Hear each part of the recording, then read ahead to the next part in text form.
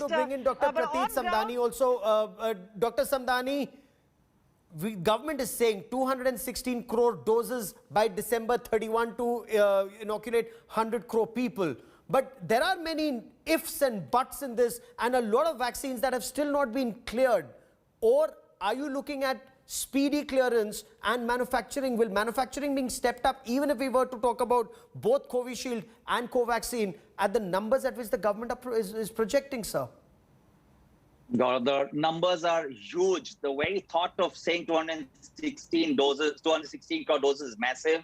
But I'm sure there's a clear roadmap that's been organized. That's only when the announcement would have been made. We will get more vaccines. There's been massive speeding up of manufacturing. I think the foreign vaccines, maybe Moderna, Pfizer, Sputnik, of course, in here, will be allowed to come in, how many ever doses are there. And they may even have a collaboration to manufacture Pfizer or Moderna, if so, in India, so that they speed up the vaccination drive. So I think it's a possibility. It will be a very difficult state and very difficult way to go ahead and do it, but it will not be impossible. I think we will be able to do it. The question really is whether December is too far away. But Gaurav, I think we have just no choice. If you need to inoculate so many, that's the minimum timeline that you need from today. And will a nasal vaccine, you heard the Prime Minister, Dr. Parekh, does the nasal vaccine sound promising, not just in terms of the product, but will that also speed up the process?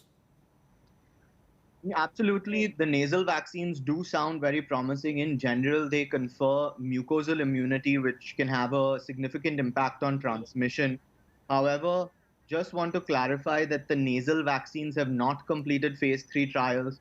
We still have an issue in this country where vaccines that have already been rolled out, there is no publicly available phase 3 data for us to review. True. So it's good to say that these are the things we are going to do.